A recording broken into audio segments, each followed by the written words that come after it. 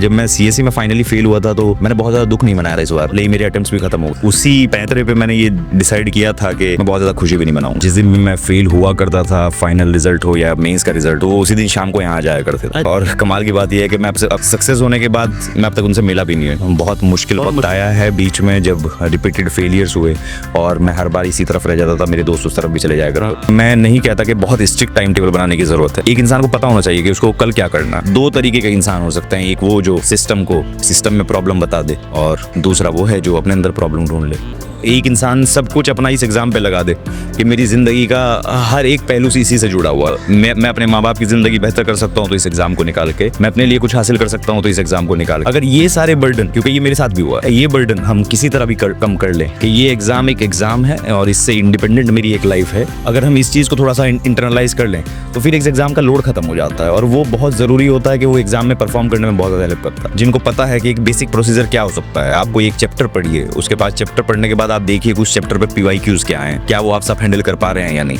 And most importantly आपको ये पता होना चाहिए कि ये क्वेश्चन मुझे छोड़ना ही छोड़ना है। तो अगर ये तरीके कोई अपनाएगा तो मुझे लगता है बहुत आसान रहेगा उसके। क्रेडिट क्या जामिया आरज़ू देना चाहते हैं इस सक्सेस का? ऑलमोस्ट सारा मतलब मेरे माँ बाप के बाद, दोस्तों के बाद अगर कुछ भी है तो वो यही, सिर्फ एग्जाम की तरह सोचिए इसको। और अगर आप इसको एग्जाम की तरह ही सोचेंगे तो आपके लिए ये बहुत आसान हो जाएगा। दूसरी बात, be very honest with yourself. अगर आपको पता है आप अच्छी मेहनत कर रहे हो, आपको खुद को, या अगर आप खुद को सेटिस्फाई करा सकते हो अपनी मेहनत से, तो मुझे लगता है आपके लिए काम आसान हो जाएगा। दोस्तों, इस वक्त हमारे साथ हैं आमिर नौशाद साहब, जिन्होंने इस बार यूपीएससी फॉरेस्ट क्लियर की है और ही गॉट 120 रैंक।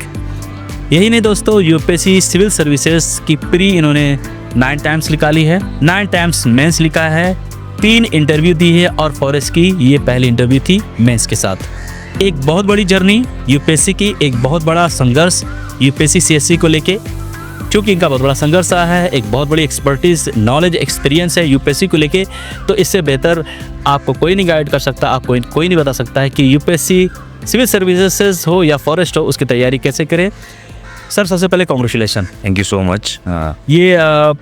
ये जो यूपीएससी का सफ़र होता है बहुत ही स्ट्रगलफुल होता है। 9 प्रीलिम्स आप क्रैक करते हैं बैक टू बैक, कोई भी छूटता नहीं। 9 प्रीलिम्स सर ने बैक टू बैक क्लियर किया और मेंस में 9 लिखा है। उसके बाद फॉरेस्ट में finally he got success. Sir, ये इतनी लंबी जर्नी, इतना बड़ा संघर्ष, कहाँ पे क्या स्ट्रगल रहा, ओवरऑल बताइए सर।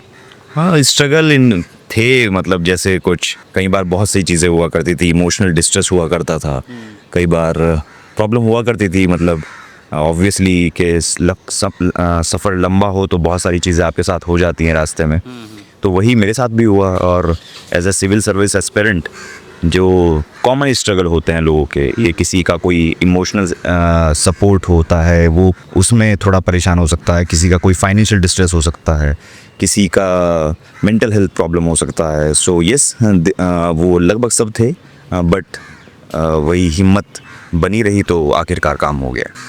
हिम्मत बनी रहे तो काम हो जाता है। ये हिम्मत बनाए रखना बहुत बड़ी बात है, ये बहुत बड़ा शब्द है।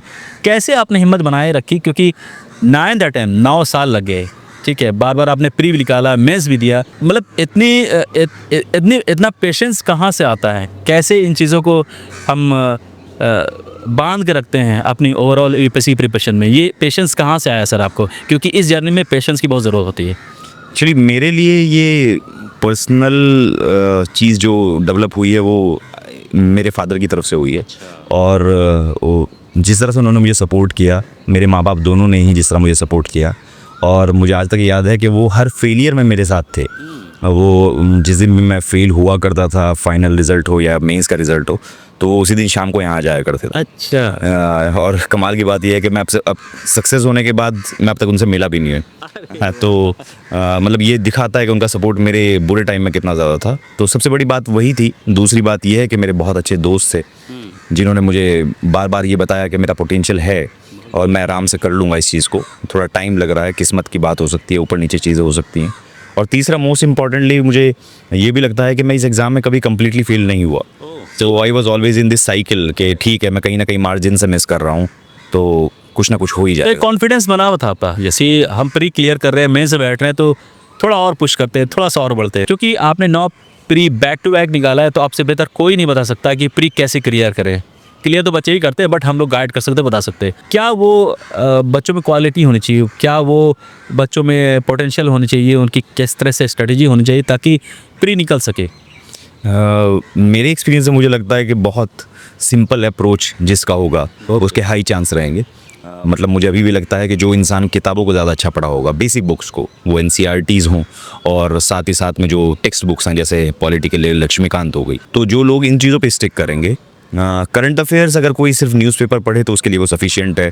मतलब एट मैक्स आप कोई एक मैगज़ीन पढ़ लीजिए, बट अदरवाइज़ जो मार्केट में बहुत ज़्यादा मटेरियल बिकते हैं कि वो अपने आप को कोई भले ही गारंटी करके दे रहा हो, कुछ भी करके दे रहा हो, अगर आप उन मटेरियल के पीछे भागेंगे तो दे आर हाई चांसेस कि आप पक्का फेल हो जाएंगे।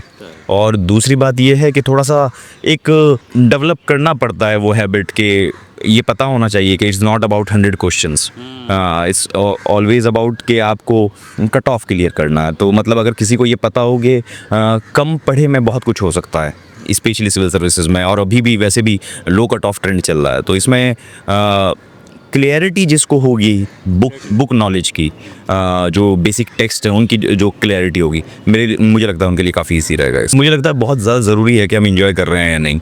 और मैं तो ये भी कहूँगा कि रिपीटेड अटेम्प्ट्स में मज़ा ख़त्म हो जाएगा। जैसे मेरे साथ यही हुआ था कि इवेंचुअली अब सब तो पता है अब क्या मज़ा आएगा। बट अगर हम जब शुरू में पढ़ रहे हैं तो मुझे यही लगता है कि जब मेरा पहला अटेम्प्ट था उस वक्त मैंने बहुत ज़्यादा किताबें जो बेसिक बुक्स होती हैं उस वक्त मैंने पढ़ा, तो उसके बाद तो मैंने इतना पढ़ा भी नहीं प्रीलिम्स के लिए पहले अटेम्प्ट के बाद। तो मुझे लगता है वही चीज़ मेरे साथ रह गई। तो जो लोग इन्जॉय कर रहे हैं, जिनको पता है कि एक बेसिक प्रोसीजर क्या हो सकता है, आप कोई एक चैप्टर पढ़िए, उसके बाद चैप्टर पढ़ने के बाद आप देखिए कि उस चैप्टर पे PYQs क्या हैं, क्या वो आप सब हैंडल कर पा रहे हैं या नहीं।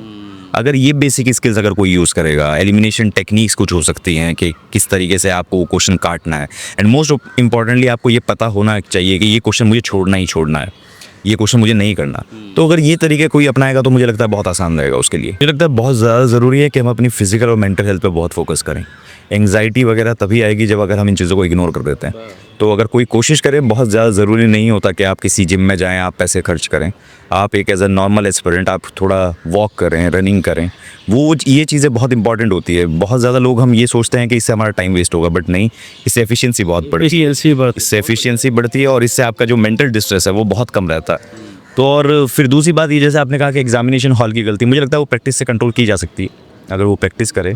नर्वसनेस का यही मुझे लगता है कि अगर आप अच्छे लोगों से सराउंडेड हो, अगर आप पॉजिटिव लोगों से बात करते रहें और साथ ही साथ अगर आप अपने ऊपर भरोसा रखें, और मोस्ट इंपॉर्टेंटली अगर आप इस एग्ज़ाम पे लोड लेना छोड़ दें कि मतलब कि अगर एक इंसान सब कुछ अपना इस एग्ज़ाम पे लगा दे कि मेरी ज़िंदगी का हर एक पहलू इसी से जुड़ा हुआ है कि मैं अपने माँ बाप की ज़िंदगी बेहतर कर सकता हूँ तो इस एग्ज़ाम को निकाल के, मैं अपने लिए कुछ हासिल कर सकता हूँ तो इस एग्ज़ाम को निकाल के, अगर ये सारे बर्डन, क्योंकि ये मेरे साथ भी हुआ है, ऐसा नहीं है कि मेरे साथ नहीं हुआ, अगर ये बर्डन हम किसी तरह भी कम कर लें कि ये एग्ज़ाम एक एग्ज़ाम है और इससे इंडिपेंडेंट मेरी एक लाइफ है और मेरी जो भी मतलब आप हैसियत समझ सकते हैं जो भी है वो इस एग्ज़ाम से अलग है, अगर हम इस चीज़ को थोड़ा सा इंटरनलाइज कर लें तो फिर इस एग्ज़ाम का लोड ख़त्म हो जाता है और वो बहुत ज़रूरी होता है कि वो एग्ज़ाम में परफॉर्म करने में बहुत ज़्यादा हेल्प करता है। एक प्रेशर हम पे रहता है कि जवाब देना है पेरेंट्स को, दोस्तों को कि यार कब से तैयारी कर रहे हो, सक्सेस नहीं मिल रही, तो एक प्रेशर अलग से बना रहता है। ये प्रेशर सबसे ज़्यादा घातक होता है मेरे हिसाब से,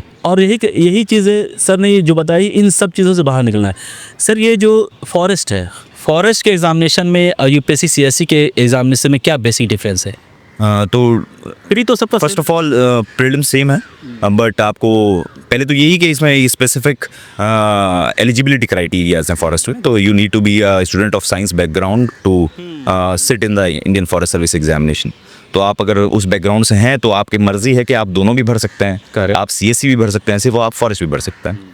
तो वो फॉर्म भरने के बाद आप प्रीलिम्स देते हैं, तो प्रीलिम्स में प्रीलिम्स सेम होगा आपका, और प्रीलिम्स में आपकी जो रिजल्ट निकलता है उसमें 2 लिस्ट निकलती हैं, एक CSE क्वालिफाइड कैंडिडेट्स होते हैं और एक फॉरेस्ट क्वालिफाइड कैंडिडेट्स रहती हैं।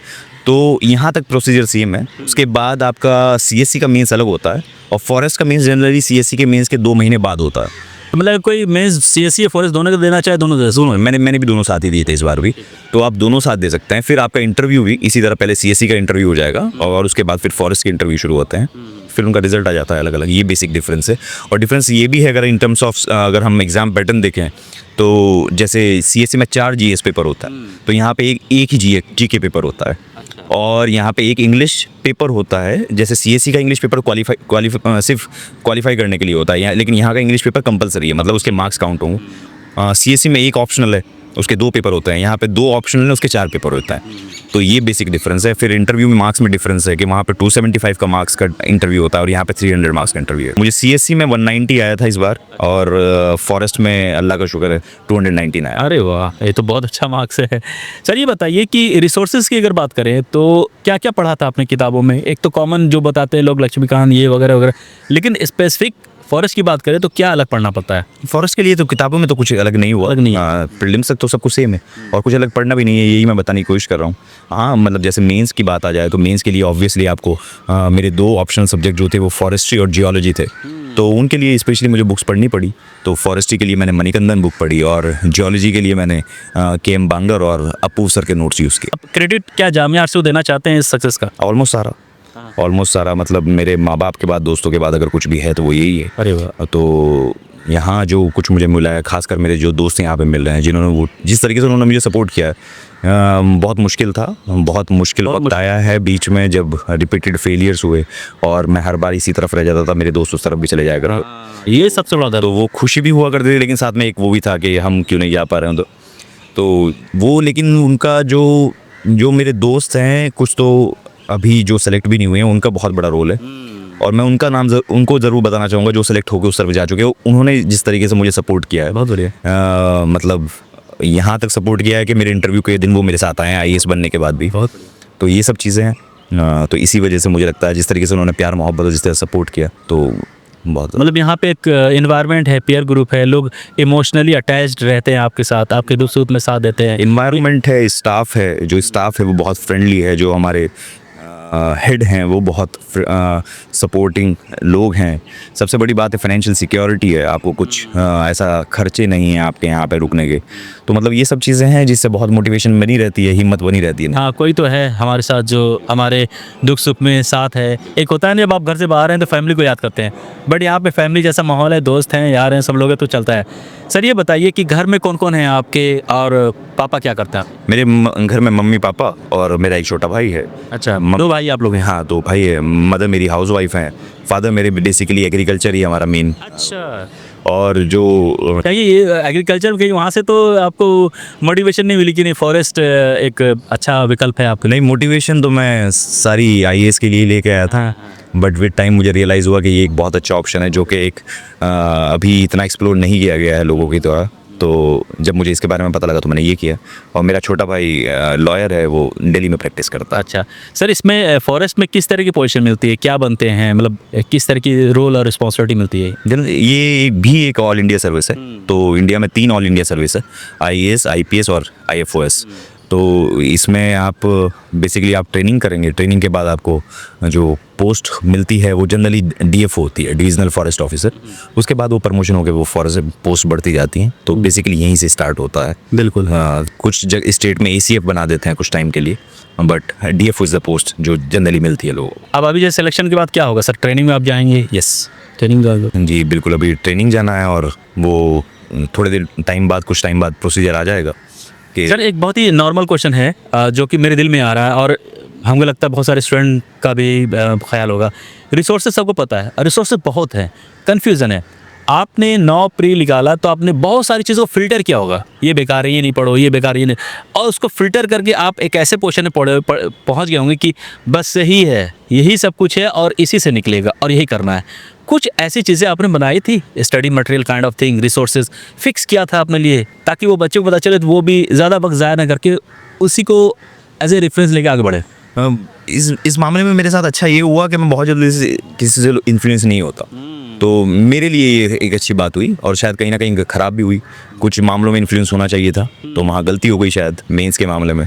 बट प्रीलिम्स में एक अच्छी बात ये रही कि शायद कि मैं किसी से इन्फ्लुएंस नहीं हुआ। मैंने जो शुरू में एक बार किताबें उठाई थी मैंने उसी पे स्टिक किया। ना मेरे अंदर ज़्यादा हिम्मत थी उससे ज़्यादा पढ़ने की और ना ही मन था, और मुझे हर बार पेपर देकर यही लगता था कि मुझे सब कुछ तो आता ही है तो मैं इससे ज़्यादा क्यों पढूं, और जितना ज़रूरत है उससे ज़्यादा तो आता। तो ये बात मैं समझ गया जल्दी, और वही बात बस मैं उसी चीज़ पे लगा रहा कि मुझे नहीं है ज़रूरत कोई नए रिसोर्स के उसकी, तो उसी से शायद मदद मिली। आप किसी को ज़बरदस्ती नहीं बैठा सकते। और ये प्योर मोटिवेशन होता है। इंसान को पढ़ना होता है, वो कोई रूम में पढ़ सकता है, कोई लाइब्रेरी में, कोई लेट के, कोई खड़े होके, कोई बैठ के।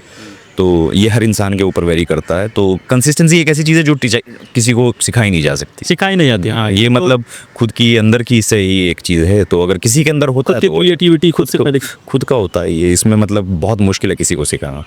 तो मुझे भी यही लगता है, हर इंडिविजुअल अलग होता है और ज़्यादातर लोग जो सेलेक्ट होते हैं, मतलब मेरा पर्सनल एक्सपीरियंस ये रहा है, वो कंसिस्टेंट रहे। तो ऐसा कोई एक टिप्स, कोई ऐसी चीज़ जिसको ध्यान में रख के उनमें एक उसको एज ए रेफरेंस माने और कंसिस्टेंसी उन्हें बढ़े, एक सीरियसनेस, राइट? कुछ आपको पता होना चाहिए आप किस चीज़ के लिए आप क्या कर रहे हो, है ना, ये पता होना चाहिए। मतलब मुझे लगता है कि बहुत इंपॉर्टेंट है, आपको पता होना चाहिए कि आप सुबह किस लिए उठे हो।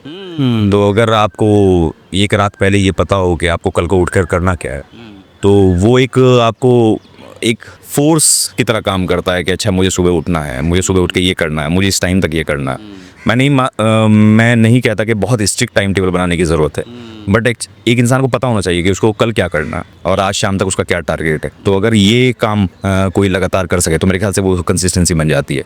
और बीच बीच में अपने आप को फील गुड कराना बहुत ज़रूरी है। मतलब आप कोशिश कीजिए कि आपने मेहनत की है तो आप कोई मॉक लगा लीजिए, उसमें अगर आपके नंबर अच्छे आ गए तो आपको अच्छा लगेगा आपको पढ़ने में, और अगर ख़राब आए तो फिर ये पता लगेगा कि नहीं कुछ ख़राब हो रहा है, तो उसको सही करने की ज़रूरत है। सर आपने टाइम टेबल की बात की, तो एक बात आपने सही की कि आपको कल क्या करना है ये पता होनी चाहिए। बट जब हम शुरुआत करते हैं तो हम टाइम टेबल बनाते हैं, हमें सुबह 7 बजे से 8 बजे पढ़ना है, 10 से 12 ये पढ़ना है ना, 1 बजे पढ़ना है, पर कभी वो फिजिबल नहीं होता, चलता ही नहीं है। आपकी क्या एक्सपीरियंस है, आप कैसे देखते हैं कि टाइम टेबल के हिसाब से पढ़ना चाहिए या फिर क्या होना चाहिए तरीका, और आपका क्या तरीका था ऐसे पढ़ने का? मैंने दोनों तरीके ही अपनाए। मतलब एक वक्त ऐसा था कि मेरा मोटिवेशन इतना हाई था कि मुझे ज़रूरत नहीं थी टाइम टेबल की, और जब रिपीटेड फेलियर्स हुए तो एक ऐसा वक्त भी आया कि मुझे कुछ फोर्स चाहिए था कि जो मुझे उठा सके। तो मेरे कुछ दोस्तों ने यही सजेस्ट किया मुझे कि आप टाइम टेबल बनाइए, एक डायरी में लिखिए कि आपका कल का क्या शेड्यूल है, तो आप वो कर सकते हैं। मैंने दोनों तरीके अपनाए और दोनों काम करते भी हैं। कुछ लोग हैं जो अपना माइंड में पूरा तैयार रखते हैं कि अगले दिन उनको क्या करना है, वो भी चल सकता है, और कुछ लोग हैं जो डायरी में लिख लेते हैं। तो दोनों तरीके से अगर जो भी करना चाहे। सर आपको मल्टीपल फेलियर्स मिली, लेकिन एक है ना कि अंत तक आप रुके नहीं, बढ़ते गए और सक्सेस मिल गई। फेलियर जब मिलता है तो कैसा लगता है, और उसके बाद क्या करना चाहिए स्टूडेंट को? बुरा तो लगता है, ज़ाहिर है, वो तो आपने मेहनत की और आप आगे तक आए, और जितनी आगे वाली स्टेज पे आप फेल होंगे उतना ज़्यादा दुख होगा, ये भी बात पक्की। बट ठीक है, मतलब मुझे लगता है ये एग्ज़ाम डिज़ाइन इस तरीके से किया गया है कि अगर आप कोई फेल हो रहा है तो उससे बाउंस बैक कैसे करे, और उसका वो कैसे करें, वो उस इंसान का कैरेक्टर झलका था। बाउंस बैक करने के लिए मतलब आप दो तरीके के इंसान हो सकते हैं। एक वो जो सिस्टम में प्रॉब्लम बता दे, और दूसरा वो है जो अपने अंदर प्रॉब्लम ढूंढ ले।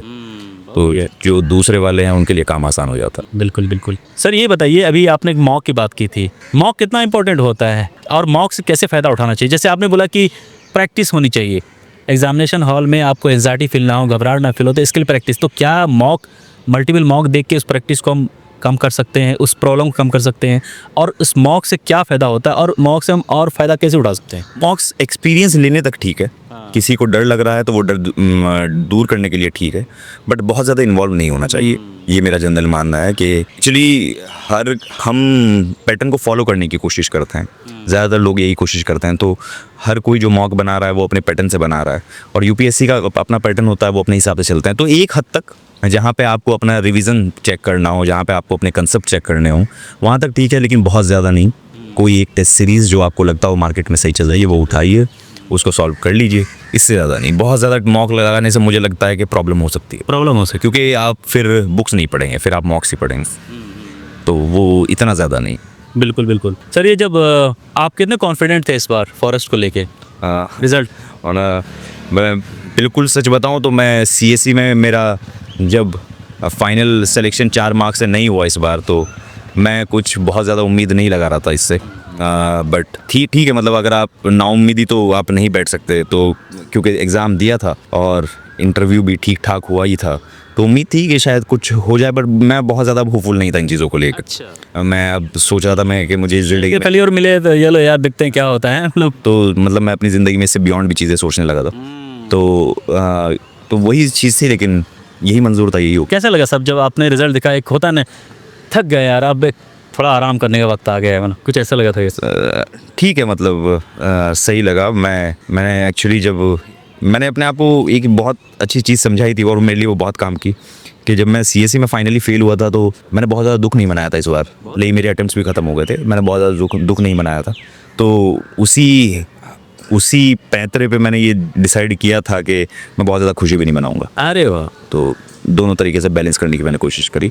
मैं खुश हूँ, मैं अपने दोस्तों के साथ हूँ, मेरे माँ बाप खुश हैं और मैं यहीं तक अपनी खुशी सीमित रखना चाहता हूँ बस। मतलब कहने वाला भी है कि अगर आप लगे रहो, सच्चे दिल से मेहनत करो, ईमानदारी से, तो कामयाबी मिल सकती है यूपीएससी में। आप क्या कहते हैं? बिल्कुल मिलेगी, और मैं तो यही कहूँगा कि कोई भी इंसान जो अपनी गलतियाँ कम कर सके उसको बिल्कुल ज़रूर मिलेगी। बट सर आपने कुछ बियॉन्ड सोचा था इसके अलावा भी? क्या बियॉन्ड सोचा था? यही कि अगर देखते हैं, मतलब कुछ तो होगा ही। अभी ऐसा नहीं था कि मैंने बहुत ज़्यादा कुछ प्लान कर लिया था, but obviously I was thinking कि अब मेरे पास यहाँ से क्या क्या ऑप्शन है, तो इन चीज़ों को मैं प्लान बी की तरफ भी देखना है। हाँ, मतलब अब तो प्लान बी था, अब तो ये तो बचा ही नहीं था। हाँ, तो मैं एक्सप्लोर करने की सोच लिया था, तो कि कुछ ना कुछ एक्सप्लोर करेंगे। कुछ जगह सोचा था, कुछ लोगों से बात की थी, कुछ दोस्तों से बात की थी, तो पर यही नसीब था, यही हो गया। सर लास्ट में हम बस ख़त्म करने से पहले आपसे ये पूछना चाहें, क्योंकि मेरा यही मकसद होता है किसी का भी इंटरव्यू लो, उस इंटरव्यू से बच्चे कुछ सीखें, उनको कुछ मैसेज आए, उनको एक वॉच फील हो। मैं चाहता हूँ कि आप जो बच्चे 2025 प्री देंगे या फिर 26 देंगे, या जो नए बच्चे जुड़ रहे हैं यूपीएससी के लिए या फॉरेस्ट के लिए, उनके लिए आपकी तरफ से 2 बातें ऐसी सॉलिड हो तो कि जो कि उसको हिट करे और उसको वो उसी तरह से लेके समझ के आगे तैयारी करें। Take it as just exam, सिर्फ एग्ज़ाम की तरह सोचिए इसको, और अगर आप इसको एग्ज़ाम की तरह ही सोचेंगे तो आपके लिए ये बहुत आसान हो जाएगा। दूसरी बात, be very honest with yourself. अगर आपको पता है आप अच्छी मेहनत कर रहे हो, आपको खुद को, या अगर आप खुद को सेटिस्फाई करा सकते हो अपनी मेहनत से, तो मुझे लगता है आपके लिए काम आसान है। ये 2 बातें मेरे लिए, मुझे लगता है किसी भी एस्पिरेंट के लिए बहुत इंपॉर्टेंट है कि कोई उसको एक्सटर्नल मॉनिटर ना चाहिए। Sir thank you very much for your valuable time Aamir sir, and God bless you for your future interviewer. आप आगे और तरक्की करें, जो भी जिम्मेदारियां मिलेंगी गवर्नमेंट की तरफ से फॉरेस्ट में, बाखूबी आप निभाएंगे। जो कि आपकी पर्सनैलिटी है, जो आपके बात करने का तरीका है, उससे हमें लगता है कि आप एक बहुत ही सुलझे हुए इंसान हैं, और जिस फील्ड में जाएंगे, जिस एरिया में जाएंगे, उस एरिया में आप अच्छा करेंगे और इस देश की तरक्की में आपका सहयोग रहेगा। Thank you very much sir. Thank you so much.